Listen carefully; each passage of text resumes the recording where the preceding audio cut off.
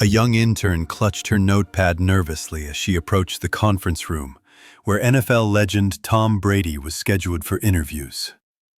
What started as an innocent attempt to ask a question would become a moment that haunted her for years, until the day she found herself in a position of power that would change everything. Before we continue this story, let us know where you're watching from, and if you enjoy stories like this, subscribe to the channel, because tomorrow we have another incredible story for you.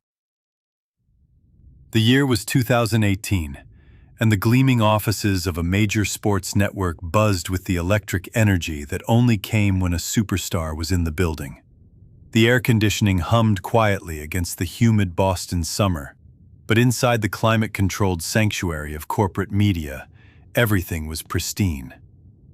Chrome fixtures reflected the afternoon light streaming through floor-to-ceiling windows, and the subtle scent of expensive coffee lingered in the corridors where million-dollar decisions were made daily.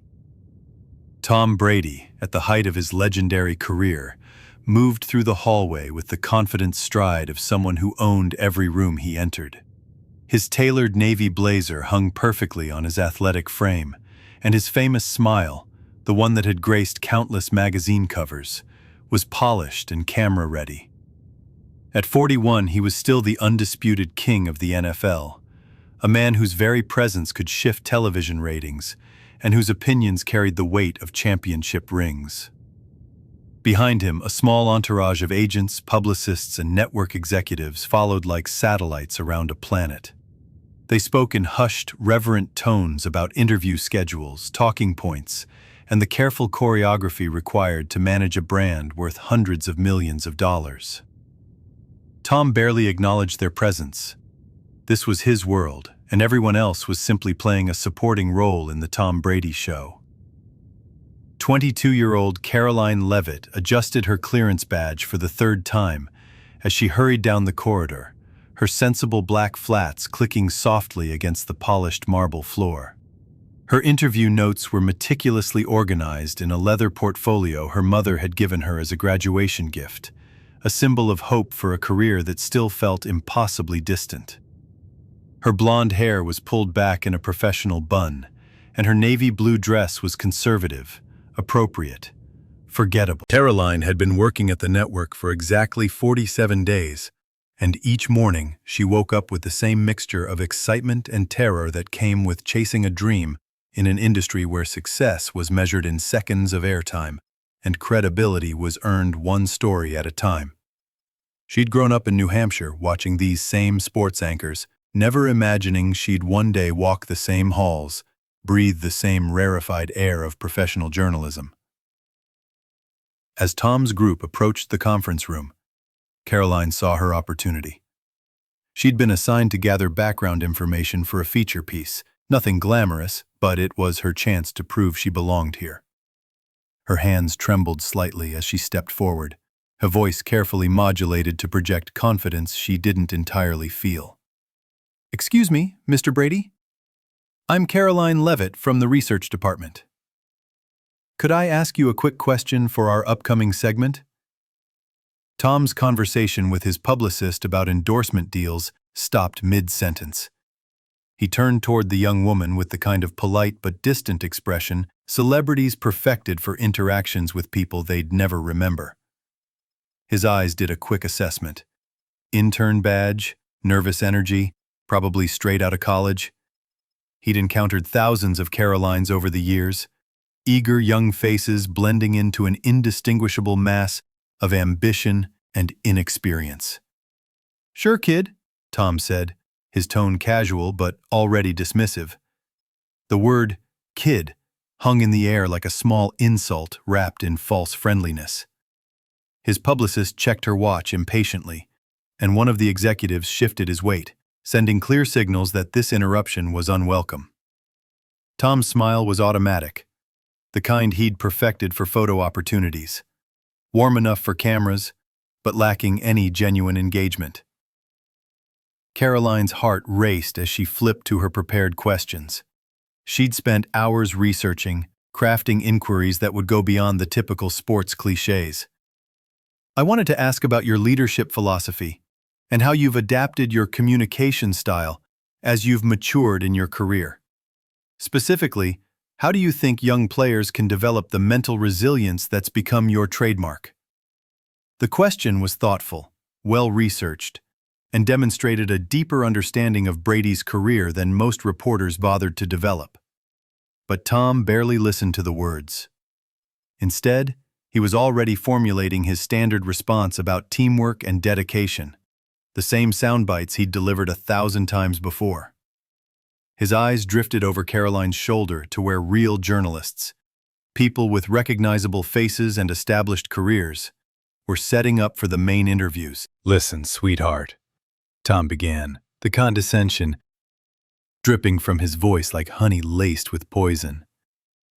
"That's a great little question, but I think you might want to start with something more basic.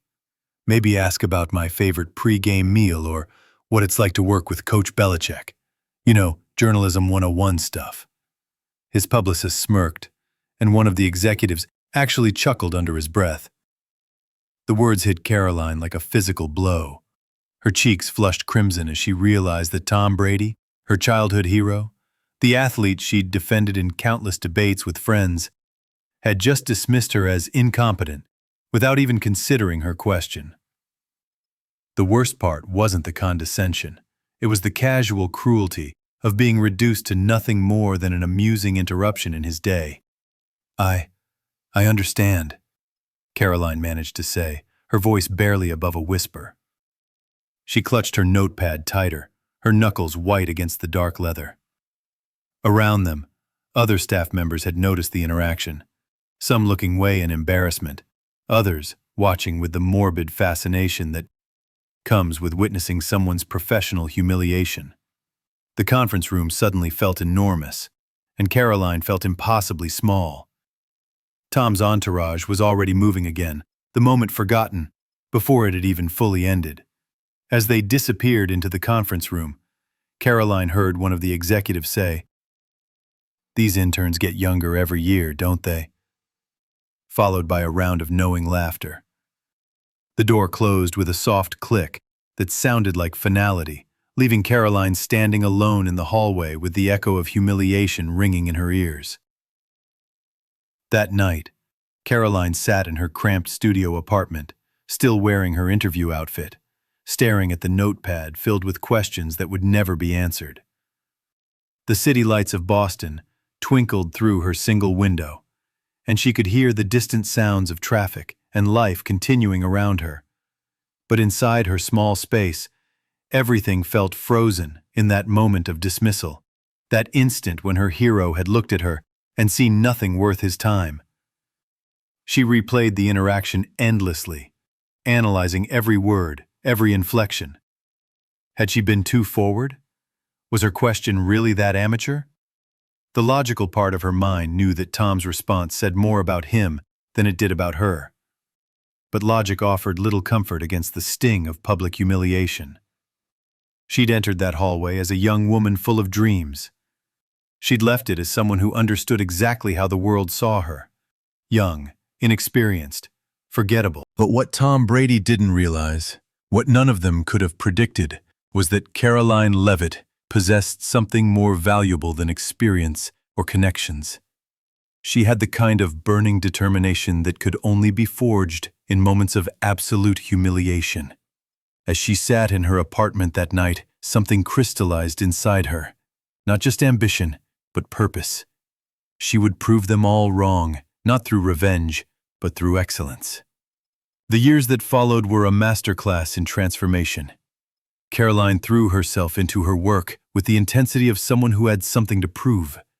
She stayed late, arrived early, and volunteered for every assignment no one else wanted.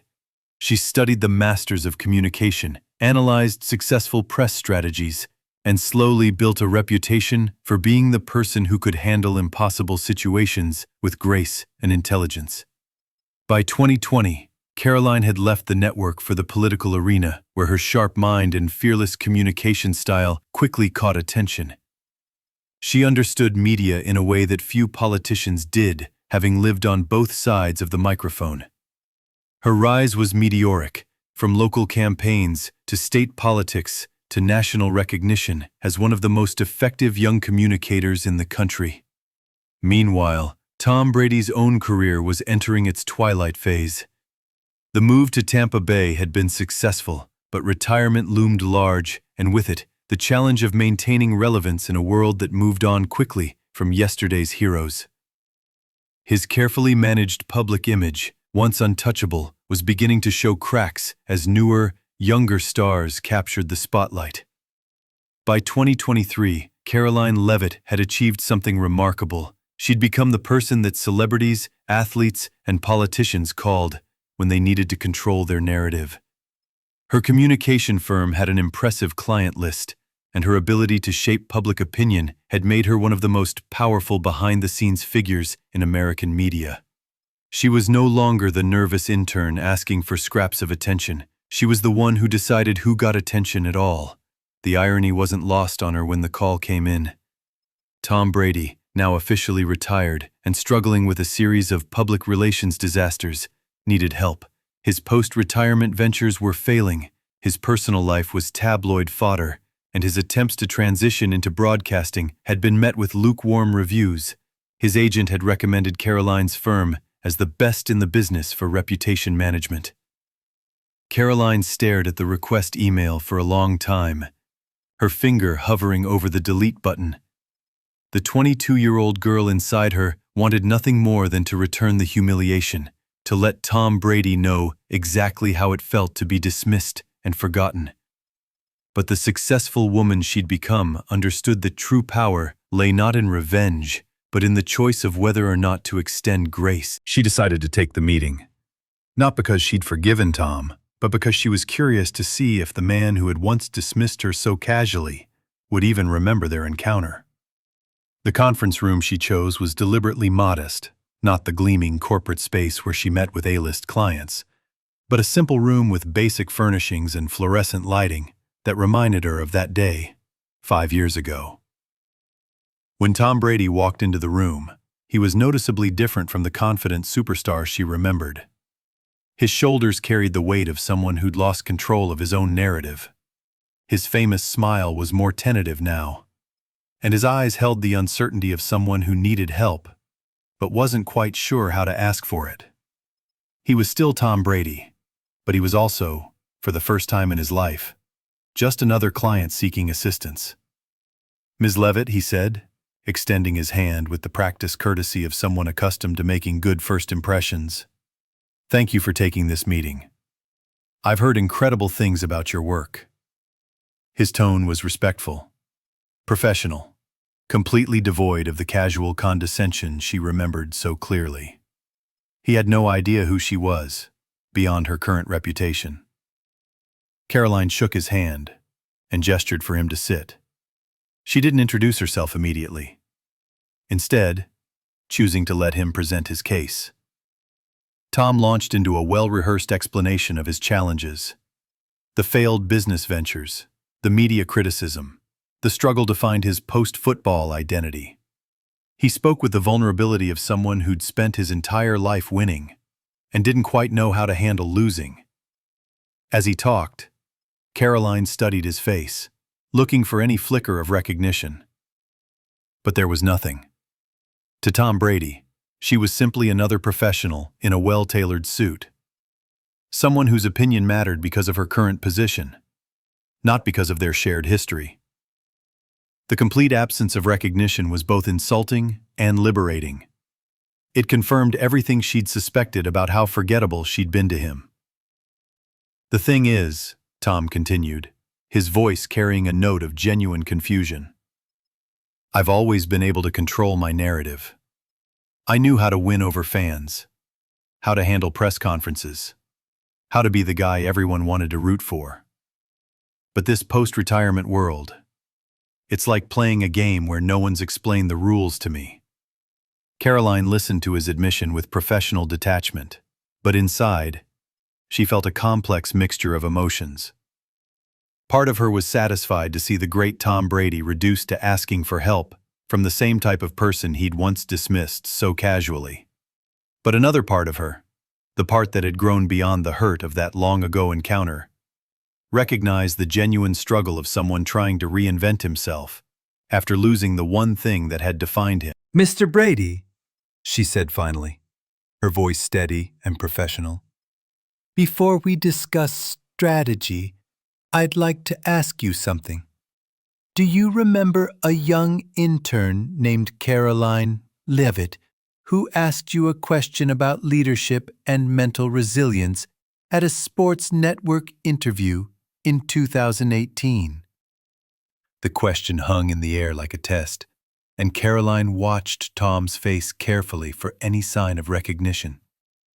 Tom's brow furrowed as he searched his memory. She could see him struggling to place the name, the scenario, trying to attach significance to what was clearly just another forgotten moment in a career filled with thousands of interviews and interactions. After a long pause, he shook his head slowly. "I'm sorry, I don't recall that specific interaction. I've done so many interviews over the years." The admission was worse than recognition would have been. At least, if he'd remembered, it would have meant the moment had some significance, that her humiliation had registered as something worth remembering.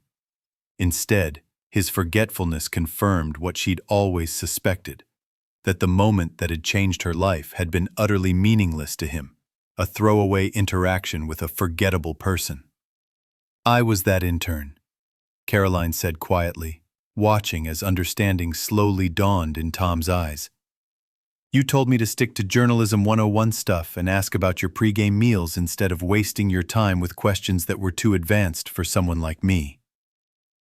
The color drained from Tom's face as the memory crystallized, the casual cruelty of that moment suddenly given context and consequence. The silence in the room was deafening. Tom Brady, the man who had built a career on quick thinking and clutch performance under pressure, found himself completely speechless. He stared at Karoline with growing horror as he realized that his dismissive comments from years ago had come back to haunt him in the most unexpected way possible. The young woman he'd written off as irrelevant now held his reputation in her hands. "Oh, God," Tom whispered, his voice barely audible. I remember now. Jesus, I was such an ass that day." He looked down at his hands. The same hands that had thrown countless touchdown passes, now trembling slightly with the weight of recognition. "I don't even know why I said that. I was probably just tired or stressed about something else, but that's no excuse." Karoline watched his genuine distress with a mixture of satisfaction and unexpected sympathy. This wasn't the arrogant superstar she remembered. This was a man confronting his own past behavior and finding it lacking. "You probably don't remember," she continued, "but there were other people there. Your publicist, some executives. They laughed. You turned my serious question into a joke, and everyone went along with it because you were Tom Brady." Tom's face crumpled as the full impact of his actions became clear. That question, about leadership and mental resilience, that was actually a really good question, wasn't it? Karoline nodded. "It was the kind of question I ask my clients now when I'm trying to help them understand their own brand. It was thoughtful, researched, and professional. But you couldn't see past my age and my intern badge." The room fell silent again as both of them processed the strange symmetry of their situation. Tom Brady, who had spent his entire career being the person everyone else wanted to impress, was now sitting across from someone whose opinion could make or break his post-football future. And that person was the same young woman he'd casually humiliated years earlier without a second thought. "I need to ask you something," Tom said finally, his voice heavy with something that might have been shame. "Are you going to help me, or are you going to let me twist in the wind as payback for being such a jerk to you?" The question was asked without his usual confidence, and Karoline could see the fear in his eyes, not just of professional failure, but of facing the consequences of his own casual cruelty. Karoline leaned back in her chair, studying the man who had once been larger than life to her. "Mr. Brady, if I wanted revenge, I would have simply declined this meeting. But I built my career on being better than the people who underestimated me, not on tearing them down. However, if I'm going to help you, we need to establish something first." She stood up and walked to the window, looking out at the city where her journey had begun in humiliation and brought her to this moment of unexpected power. "Success isn't about what you achieve when everyone's watching," she said, turning back to face him. "It's about how you treat people when you think no one will remember. You taught me that lesson years ago, and now I'm going to teach it to you, if you're willing to learn." Tom Brady nodded slowly, understanding that this meeting was about much more than public relations strategy. It was about reckoning with the person he'd been and choosing who he wanted to become. "I'm ready to learn," he said quietly. "And I'm sorry. I'm truly, deeply sorry for how I treated you that day. You deserved better, and I failed to see your worth. That's on me." Karoline extended her hand across the table. "Then let's start over, Mr. Brady. But this time, you're going to listen to what I have to say about leadership, mental resilience, and the kind of character that creates a lasting legacy. Because in the end, this story isn't about revenge or even justice. It's about the truth that every interaction matters, every person deserves respect, and every moment of dismissiveness can echo forward in ways we never imagine. Sometimes the people we overlook today become the ones who shape our tomorrow, and sometimes, if we're very lucky, they choose to lift us up instead of letting us fall.